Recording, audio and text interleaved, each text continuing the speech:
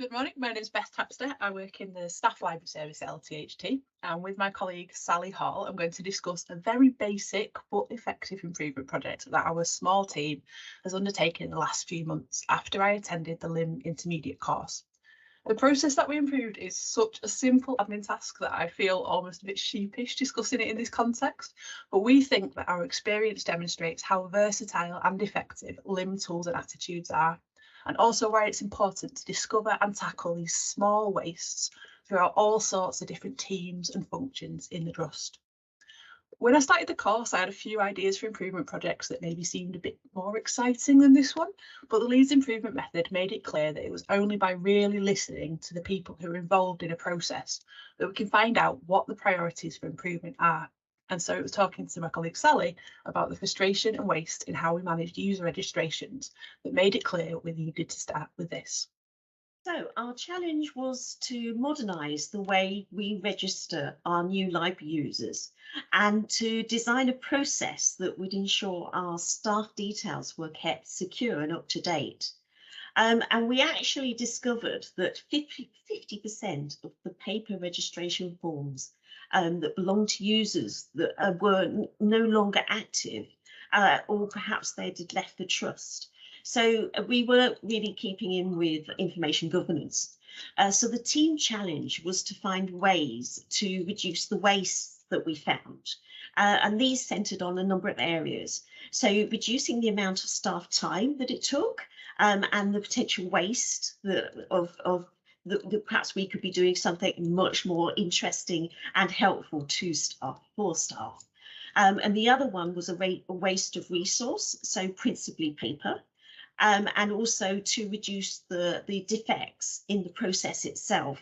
So when we did looked at the way the process worked, we noticed that there were dead ends within what we were doing. And lastly, the waste of movement. So that is the actual physical movement of paper forms. And at this point, I'm going to ask you to picture me and my colleague lugging 19 lever arch files to and fro from our store cupboard. Each month, we would actually have to go through the registration forms and take out the ones people that had left.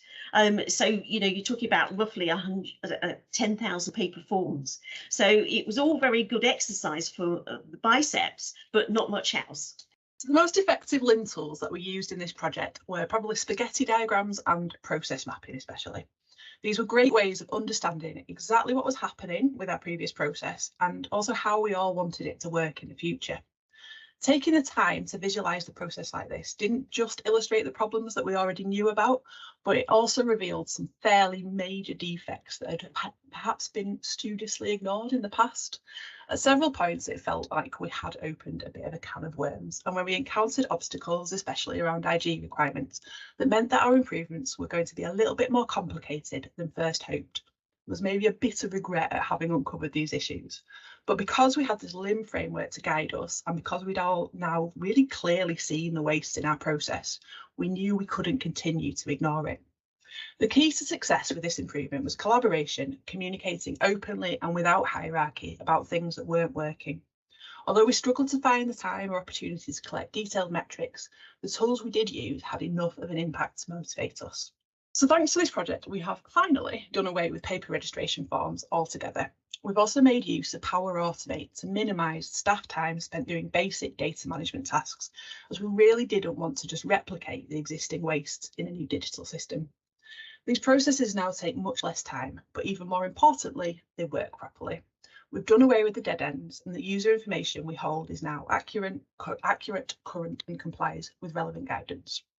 Next year, we'll be moving to a regional NHS library management system, and although that means that some of the improvements we've developed will be short-lived, we're at least now confident of the quality of our data, our procedures, and also in our team's ability to adapt to change.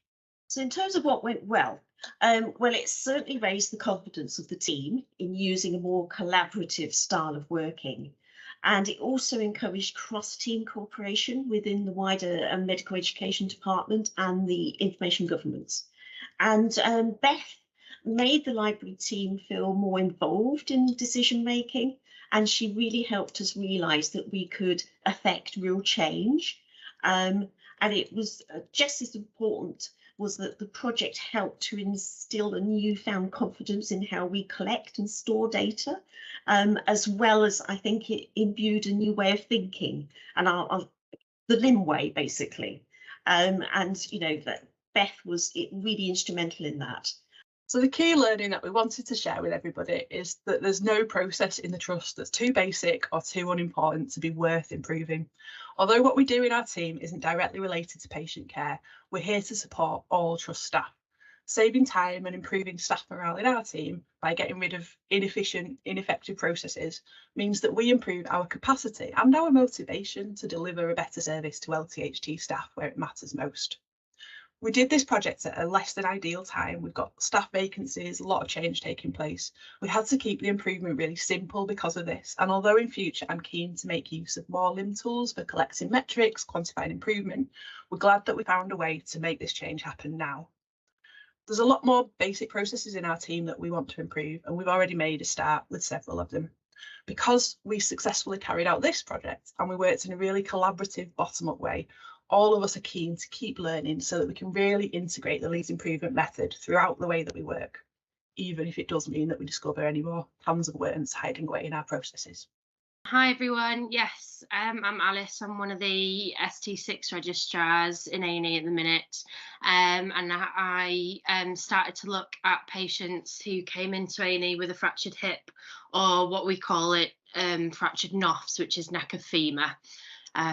Next slide, please.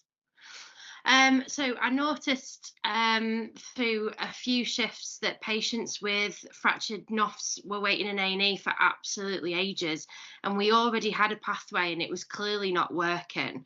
So this is just an example of some timed observations that I looked at.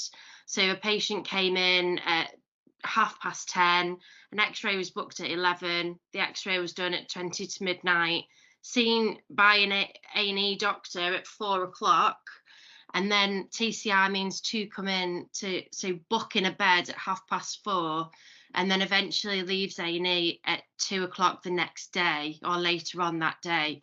So it took a time to book a bed of nearly 6 hours, and a total time in A&E of 15.5 hours, and this wasn't the only one by far.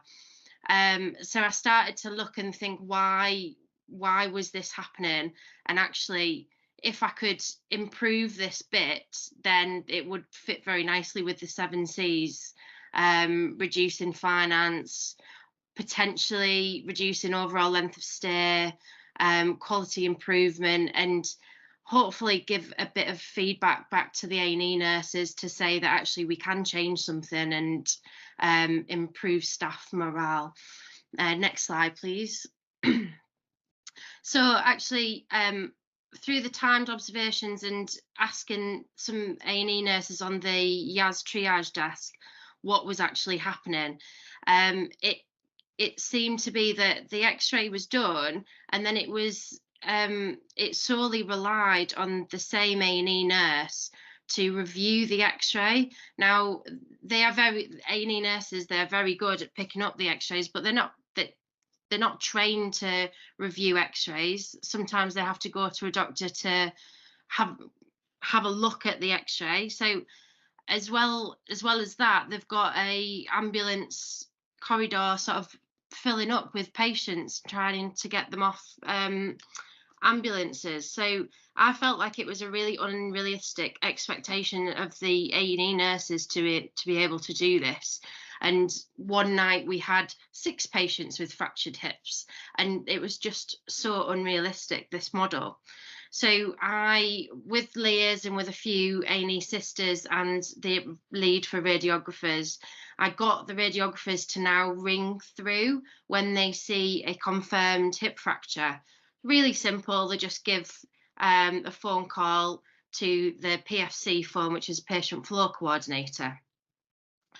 Then that would highlight the patient, put them on the NOF pathway, quickly book a bed, and hopefully reduce the overall time in A&E as well. Next slide, please. So actually, I've tried to collect some data. This is just a sample of patients. It's not all the patients. So it was 6 weeks pre-intervention and 6 weeks post-intervention, 38 patients included. And actually, you can see a downward trend. The purple arrow shows where the intervention happened just before Christmas. And actually, if you look at the time to book a bed, so pre-intervention, the median time was actually 238 minutes. Post-intervention, the median was 139 minutes. So we've actually improved the time to book a bed by 1 hour and 40, just under. Next slide, please. So same patients again. I looked at the overall time in A&E for these patients. So pre-intervention, the median time was 879 minutes, and post-intervention it was 498 minutes. And actually, so that reduced the overall time by 6 hours 21 minutes. And then after speaking to some people in the Leeds Improvement Method course for this presentation, they said actually there's a lot of work trying to reduce the time to surgery. So I tried to collect that data. Next slide, please. So this is the time to surgery for these same patients. So pre-intervention, it was 67.5 hours. Post-intervention, it was 43 hours. So a reduction in time, median timed by 24 hours. Next slide, please. I tried to create some balance measures just to make sure that if we were getting patients on the pathway and out of A&E as soon as possible, we weren't having a negative impact elsewhere. So just to make sure that they were getting fascial-iliaca blocks done for pain management. And actually we've improved that. And then a process measure, I can't at the minute for certain say that every patient has been phoned through, but what I can do is say if the patient is on the NOF pathway and if it's working. So that has improved as well, although there's still some more work to be done. Next slide, please.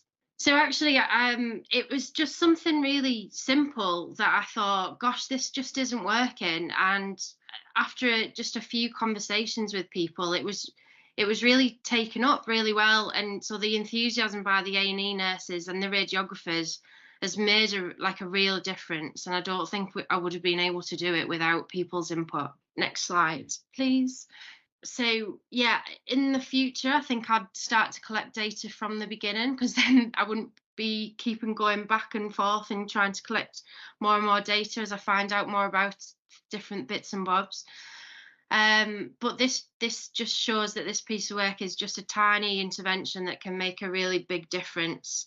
And sometimes it takes another perspective within the same team, but maybe as a doctor to say to a nurse that I can't believe that's in your job description, it's unrealistic. And then so in the future, I've already fed back this data to the nurses and the radiographers, and hopefully I'm going to present at the clinical governance meeting this month about it.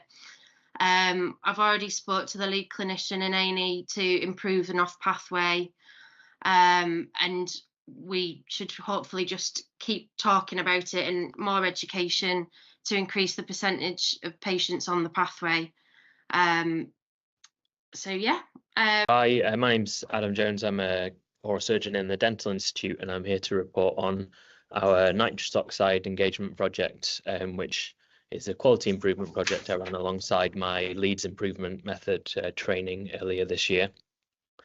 So the aim of this project really is to assess the carbon footprint of the nitrous oxide that we use in the LDI, and then to look at identifying some steps to reduce the impact that our sedation service using nitrous oxide has on the environment. So the problem that we have in the LDI is that we use a lot of nitrous oxide, and it's a really effective way of managing people that are anxious about dental treatment, but it's got a really disproportionate climate impact. So nitrous oxide is a gas which is about 300 times worse than carbon dioxide for the environment. Lots of other areas you might have come across reducing their gas usage, such as anaesthetics. These specialties have another gas that they can use. Unfortunately for dentistry, we don't have anything that is as safe and as effective. So our goal really is to kind of optimize our use of it. So to start this project off, what we did was an investigation into how much nitrous oxide we're buying at the LDI. So that's 80,000 litres a year, which is a not insignificant amount. That's equivalent to about 2,500 cars being driven for a year, 1,500 homes, energy use. And if we wanted to mitigate that climate impact, we'd need to grow nearly 200,000 trees for 10 years to balance out our yearly gas usage. So the first step of this project really was to look at our processes and our delivery of the gas and identify areas for wastage. And the pie chart here shows that we could account for about 80% of the gas that we used, which is actually pretty good to only have 20% gas loss. In a lot of other settings, some of the nitrous oxide loss is up to 90% before it reaches the patient lungs. So our 20%, although it's a significant amount, is not too bad, and it's that gas loss as part of the system isn't necessarily something that we can impact quickly. So we chose to focus on the 80% that we use and how we might be able to optimize our use of that gas. So what we did was engage with the teams that are using the gas and observe the processes and tried to implement just some really non-invasive and simple techniques to improve make that process more lean, as it were. So the first thing that we did was introduce a discussion about climate impact, or at least a notification of climate impact into our pre-op brief. So whenever we're about to sedate someone, we have a pre-op checklist to run through, and a non-invasive addition to that list was to agree a signal between the clinician doing the treatment and the nurse who's doing the observations and assisting to think about when the gas might be able to be turned up or turned down or turned off. Because one of the things that we came across in our audit was that often we were titrating the gas up quite nicely till the patient was relaxed, but then it would remain at that same level for the whole procedure, and that could be 20 minutes, it could be 90 minutes. And actually what we know from the clinical observations is that people are often anxious about a particular part of the procedure. So maybe that's given the local anaesthetic, and we're able to titrate that down once they've been given the anaesthetic and then numb while we carry out the rest of their treatment. And what we noticed was that clinicians were so focused on their actual doing the clinical process that they forgot about the gas. So this pre-op brief just gave a bit of awareness, and it also sort of empowered the rest of the team to give the clinician a nudge and say, hang on, this patient looks nice and relaxed, can we turn this down now? The other arm of our training really was to run an awareness campaign. So lots of staff delivering nitrous oxide in dentistry, myself included, thought that it was a free gas really, and there were no downsides to using it. The environmental impact wasn't broadly known within dentistry at the time. So we did some lunch and learns, and we integrated training on sustainability into both our undergraduate curriculum through my role with the university and in our postgraduate training of registrars as well. So we had this three-armed approach of engaging with the nurses and support staff and the different grades of clinicians that were carrying out the work. And then we looked at technical factors for how we deliver it and how we might be able to reduce the volumes of gas that we're using. So we have a really efficient scavenging system, which draws the nitrous oxide away from the patient and the clinician. But sometimes that volume of suction can be too high, which wastes gas. So we did some training on how we can safely reduce that volume. And then we introduced this concept of the Goldilocks principle related to this inflation of the reservoir bag. So too flat, it means there isn't a sufficient reservoir in that left picture. The central picture here is overinflated and we're wasting gas. And then the picture on the right there is about right. So we've used this series of images a lot in our training and awareness as a visual aid memoir. So in terms of outcomes, we've only really just getting to the end of rolling out our training to all of the it's a large service in the LDI, so we haven't got around to rechecking our gas usage. That's a January 2025 job. But what we have done is looked at the data that we've got and compared it to a national audit project, which was started up while we were undertaking our project. And we've taken lessons from other units and applied them into our own systems. And then we're going to re-audit that gas check next month. So in terms of what went well, the project was actually really well received. So it was reported as quite an empowering project for people. So these two cycles on the screen here are two common cycles that people fall into when they're talking about climate change interventions. And one approach is that there's nothing we can do, it's a really big issue, and you fall into this despair spiral.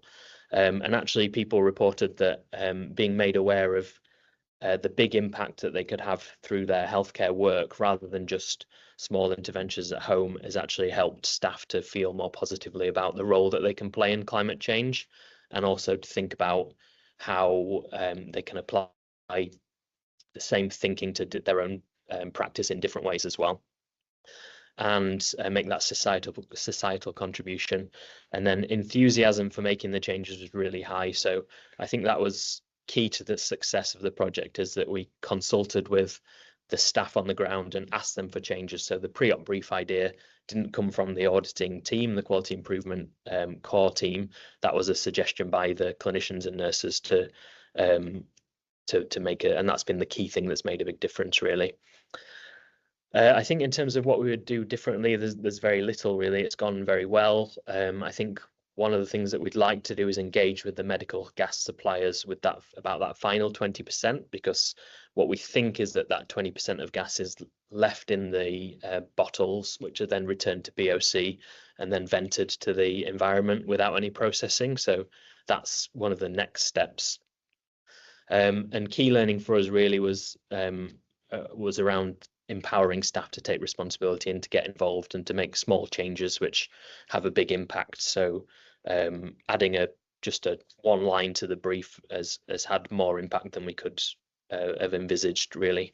And then next steps for this project. So again, through my role with the university, what we're actually working on now is a device to process nitrous oxide after it's been exhaled, so that we're catalyzing it or collecting and recycling it. So we're engaging with the chemical engineering and the medical engineering departments and a local equipment provider actually that provides the national nitrous oxide delivery equipment to dentistry. And those two partners are joining us to make a medical device which should help us manage the 80% and the 20% that's lost as well. And then there are some other QI projects that have kind of sprung out of this, but I think necessarily haven't got time to talk about those just now. But I'd be happy to take any questions. Hi everyone, my name's Sarah. I'm the business support team leader here at the Clinical Research Network Yorkshire and Humber. So my project was around the procurement process and updating the SOP, which we created in 2021. Since then, there'd been a number of changes, for example, in relation to the Oracle system. The impact of the CSU moving to a hybrid working pattern also meant that we needed to look at how deliveries were managed. The feedback received from team members was that the existing SOP was not comprehensive enough and the knowledge of using Oracle was limited in the team, which was potentially the main reason for some of the issues escalated to myself. So what did I do? I introduced an issues log spreadsheet with my team and encouraged them to log anything they don't like about the existing process and provide any examples of order issues over a 6 weeks period. I conducted a process mapping exercise with the team, which helped to identify the wastes. We also did some brainstorming on potential solutions. I engaged with the relevant stakeholders such as the procurement and finance team to understand some of the issues from their perspectives. And during this project phase, it was very much about creating an inclusive organisational culture and creating opportunities for people to actively participate in the change.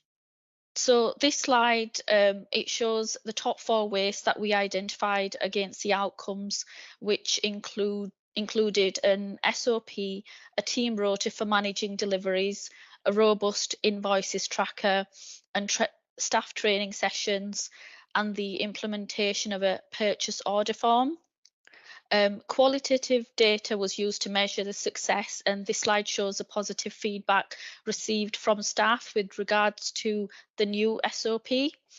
I've also linked this to the Leeds Way behaviours of fair, accountable and collaborative as a way of demonstrating how these have been put into practice when approaching the task of creating an SOP and reviewing a new process. So the project has highlighted the positive impact of working collaboratively. An example is the discussions we had with the procurement team, which led to them offering bespoke training sessions.